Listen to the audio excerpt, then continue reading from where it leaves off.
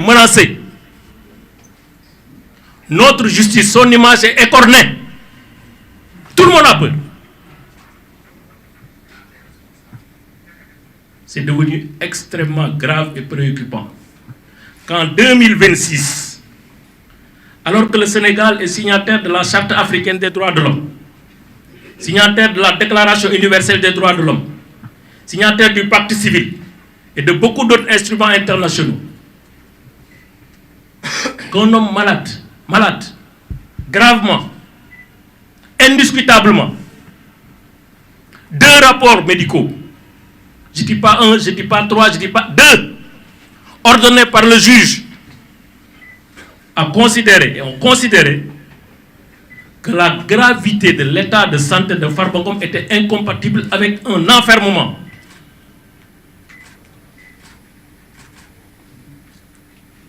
Ce n'est pas une opinion politique. Ce n'est pas de la théorie. Ce n'est pas du parti pris. Ces experts, ils sont assermentés. Avant de faire leur œuvre, ils prêtent serment devant le juge. Ils l'ont déjà prêté en tant que médecin.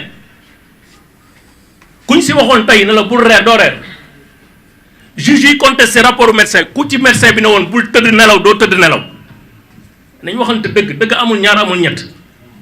ce qui se passe ici, c'est grave. On remet en cause l'honneur et la crédibilité d'institutions qui sont là pour la démocratie et pour l'équilibre. Parce que simplement, c'est Farba Ngom.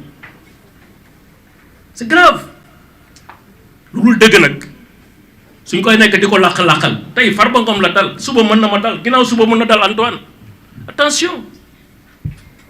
Rendre la justice, c'est pas rendre une justice pour telle personne. C'est rendre la justice au nom du peuple sénégalais. 2 rapports médicaux incontestables. Personne d'entre nous, y compris les juges qui essaient de contester le parquet, personne ne peut contester valablement les conclusions de ces rapports. C'est la réalité. C'est un fait qu'on constate, un fait technique, rapporté par des techniciens, des sachants, que personne ne peut démonter. En 2026, un homme qui jouit de toutes les garanties de représentation, qui jusque-là a souscrit entièrement à l'exercice de justice à son égard. Il n'a jamais arrêté une convocation, il a toujours été là, il n'a jamais essayé d'organiser sa fuite. Qui est élu maire de sa commune au suffrage universel, qui est élu au niveau de l'Assemblée nationale en tant que député au suffrage universel. Qui d'autre peut avoir autant de garanties de représentation? Qui d'autre peut avoir autant de garanties de représentation? Malade, gravement, jouissant des garanties de représentation. La loi offre des alternatives légales pour se substituer à la détention. Donc ces alternatives existent. En ce moment, cette personne, au moment où je vous parle, est en prison, au Sénégal. Malgré les engagements internationaux, malgré la clarté des principes qui gouvernent l'administration de la justice. Farba Ngom, depuis 12 mois, est en prison. 365 jours, 9000 heures de détention, de privation de liberté. C'est trop? Trop. C'est trop. Un état de droit, la qualité d'un état de droit se mesure au moment où, et seulement où, cet état sait s'arrêter. Ce n'est pas une renonciation à la justice. Ce n'est pas une abdication. C'est réconcilier la justice avec la liberté. Et c'est bien conciliable. Mais une justice qui déprotège, qui affaiblit les droits, c'est une justice qui s'écroule.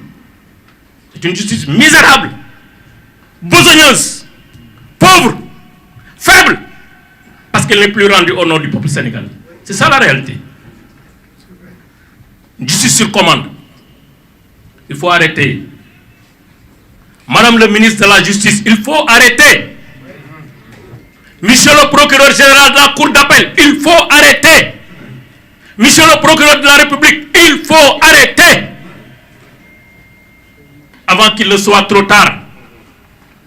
Avant que l'irréparable se produise. Avant que la responsabilité de l'État soit exposée. Avant que la confiance que nous devons tous à la justice se brise. Il faut arrêter. Trop c'est trop.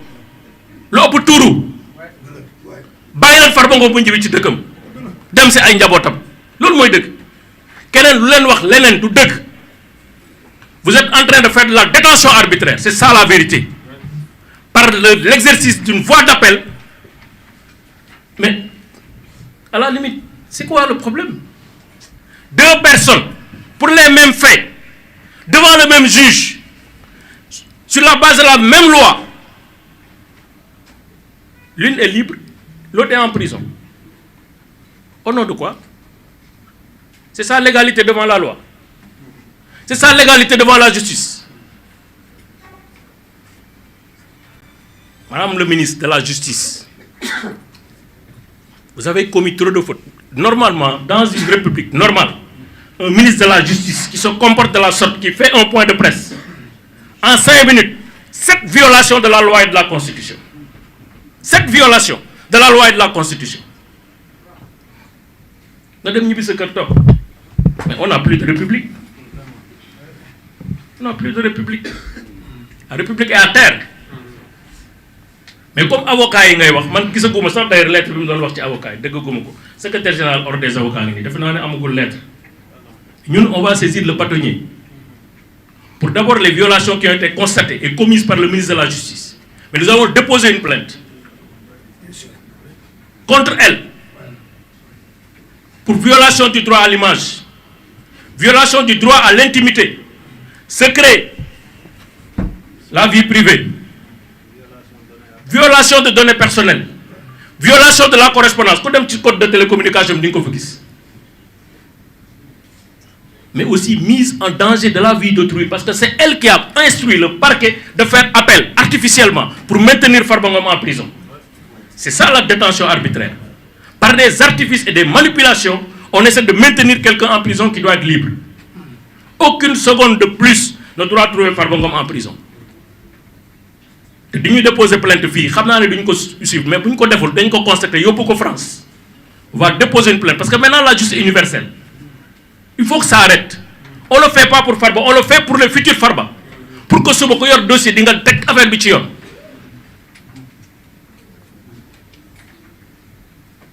Deux mots pour terminer, si vous le permettez. Le premier, c'est pour les députés à l'Assemblée nationale. Je suis un député. Mais tout le monde m'a voté. Premier jour, le président du groupe parlementaire, là, ci tribune Assemblée nationale, ne man, Morium de, ak ñi d'accord and ak man, luñ ma fi andil lo xamné intérêt Sénégal nekku ci duma ko voter. Parce que nak ku nek xam nga lu jaadu ak lu jaaduwul ay xalé nekkuñu assemblée. Pour être député, il faut avoir au moins 25 ans. Moyen d'âge à député, c'est au moins 35 ans ou 40 ans. Def ngeen première levée immunité parlementaire Farba gis ngeen ñi leen ci fekk yeen ñepp rus ngeen bu Farba ngeen da ngeen rus bu ñëwé assemblée fekk leen fa té yéna joxé le permis de poursuite mu ñëw fekk leen fofu juge bi né dossier Farba ay la yoon dara nekku ci dama koy bayyi mu ñibi kërëm mu ñëw fekk leen assemblée la di mel lan ngeen di wax seen kër ak seen doom ak seen njabot. Donc fotaat nak fo xalé la ak bado la def nga levé bi ci affaire bu gëna graw li gis nga lim lay jural li c'est une banalité déconcertante li ñuy wax li ay interdiction d'objets prohibés bu ñu génnoon statistique ci prison ay nit yu ñu fekk ak portable ba fekk leen loo xam dañ koy aaye mais lu mu dee c'est 5000 cas parce que chaque semaine procureur xam na ko chaque semaine dañ koy defar rapport ci cas yu mel noonu du jeex du xaaj mais c'est des règles de discipline qui ont été violées. C'est au niveau de l'administration régisseur bi ak directeur prison ñoom ñooy toppatoo yooyu sanction yi directeur prison ak régisseur ak chef de cour ñoom ñooy apporter sanction yi. À ce jour pour une faute disciplinaire il y a aucune procédure engagée contre Farba amul kenn woowul Farba kenn waxu ko ne yaa def lii on l'extrait en sa qualité de député sans lever de son immunité parlementaire yóbbu ko enquête ko arrêté ko mettre ko garde à vue suma frère suma confrère Boubacar Sy di ñëwaat ci requête bi ñu def foofu ak lu tax ñu def ko ak chance yi ñu am pour annuler lii parce que affaire yu cuune la ñuy def